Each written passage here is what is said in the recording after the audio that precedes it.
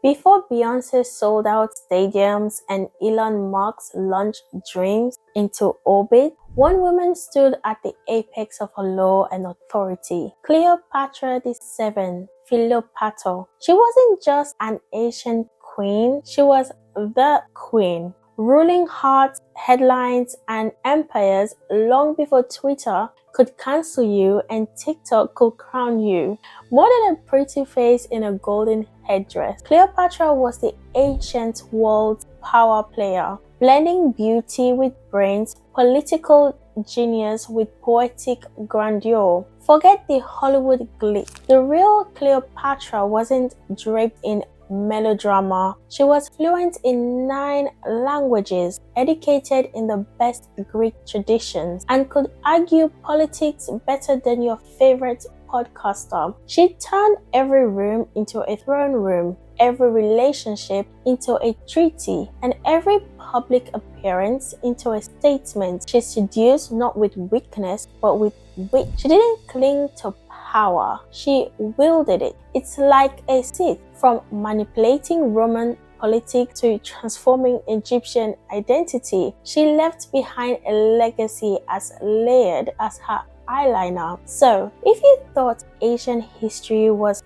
dry scrolls and dust and ruins, think again. Cleopatra's story is a dazzling saga of ambition, seduction, betrayal, and brilliance. And you're about to hear all about it. No fluff, just the truth behind the legend.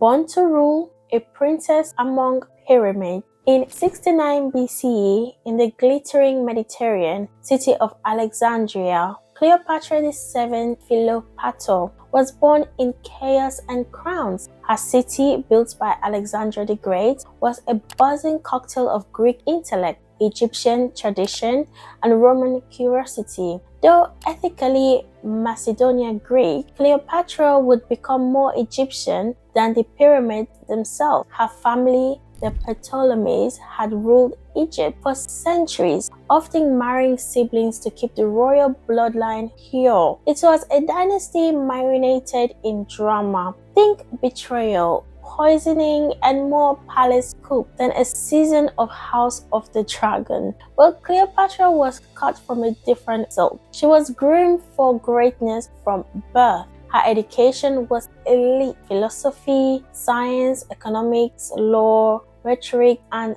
languages. She mastered 9 languages, including Egyptian, something no Ptolemaic ruler had bothered with. That wasn't just academic flexing, it was strategy. Cleopatra spoke to her people, literally and symbolically. Her father, Ptolemy XII, alleged ruled with a wobbly grip and Roman IOUs. When he died in 51 BCE, Cleopatra, at just 18, was declared co-ruler with her 10-year-old brother, Ptolemy XIII. Co-ruler, please. Cleopatra had plans, dynasty or drama, the bloody family business, as was the royal custom. And let's be real, Asian therapy nightmare. Cleopatra had to marry her baby brother. The idea, divine bloodline, uninterrupted. The reality, civil war in slow motion. Cleopatra didn't play well with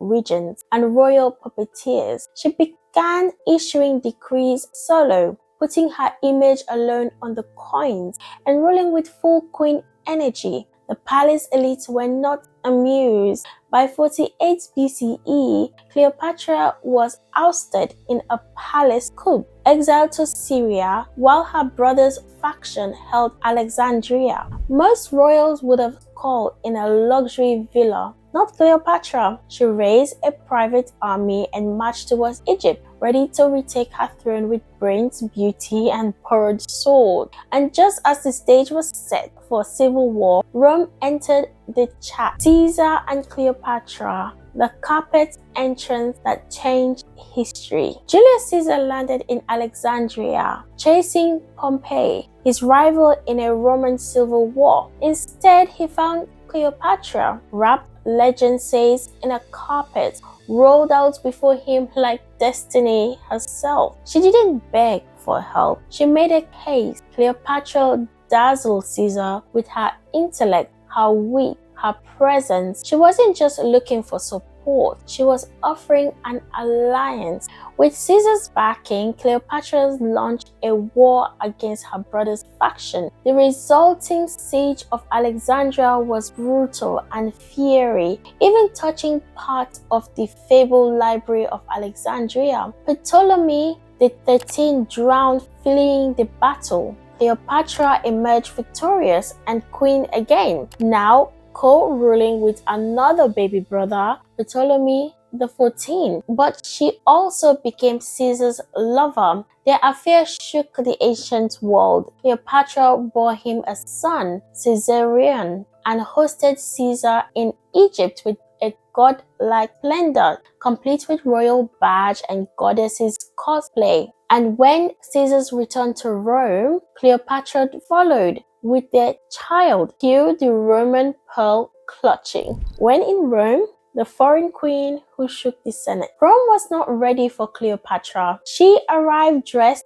like a goddess, lived in Caesar's villa, and paraded Caesarion as a royal heir. The Senate gasped. Caesar's wife fumed. Rome's moralists howled. Cleopatra didn't flinch. She threw banquets. She commanded attention. She made Rome look at Egypt not as a weak appendage, but as a rival. Then on March the 15th, 44 BCE, boom, Caesar assassinated. Cleopatra's position exploded. She fled Rome with Caesarion and returned to Egypt to rule alone again. She named Caesarion co-ruler and focused on strengthening her kingdom. But in Rome, new power players were rising. Love and war. Cleopatra meets her match in Mark Antony. Mark Antony, Caesar's former general, now ruled the Eastern Roman provinces as part of the Second Triumvirate.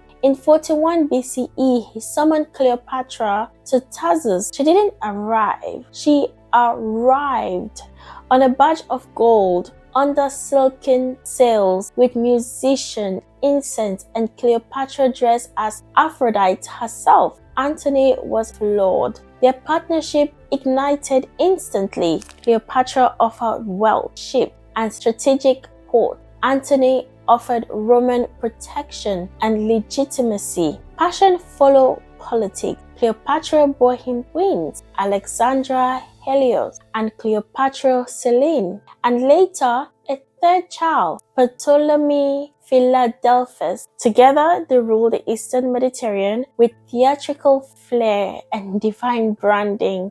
But back in Rome, Octavian, Caesar's adopted son, saw danger. The empire strikes back. Octavian versus Cleopatra. Octavian was brilliant, ruthless, and PR savvy. He painted Cleopatra as a foreign temptress and Antony as a fallen Roman. The love story became political fuel. In 34 BCE, Antony declared Caesarion Caesar true heir and divided Roman territories among his and Cleopatra's children. Rome roared in outrage. War was inevitable. In 31 BCE, at the Battle of Actium, Octavian fleet crushed Antony's and Cleopatra's forces. It was chaos. Cleopatra's ships fled. Antony followed. Back in Egypt, their world unraveled. The final act: love, loss, and legend. As Octavian advanced, Antony falsely told Cleopatra was dead, fell on his sword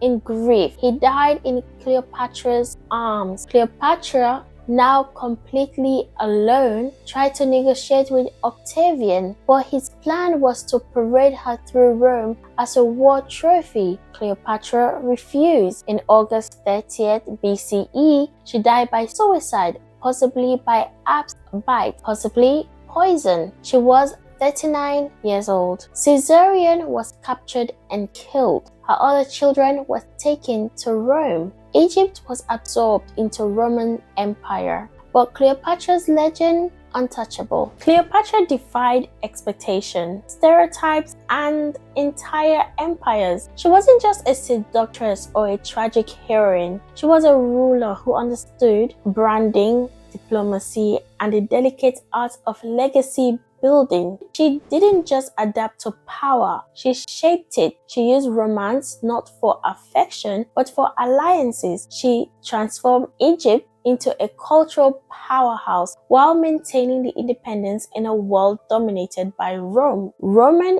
historians tried to reduce her to a cautionary tale. Later, artists made her either a goddess or a villainess, but the truth is far more fascinating. Cleopatra was a stateswoman with vision, a leader with charisma, and a queen who knew when to strike and when to disappear. In the end, Cleopatra's real power wasn't in her love affairs, it was in her ability to remain unforgettable. Her name outlasted the empire that tried to erase her. Her story, retold in every era, revealed more about us than about her. She's been everything from icon to scapegoat, from goddess to feminist symbol. But above all, Cleopatra remains history's ultimate queen of reinvention. So here's a question for you. If Cleopatra had access to today's social media, how do you think she would have used it to shape her legacy? And another question is, in a modern world where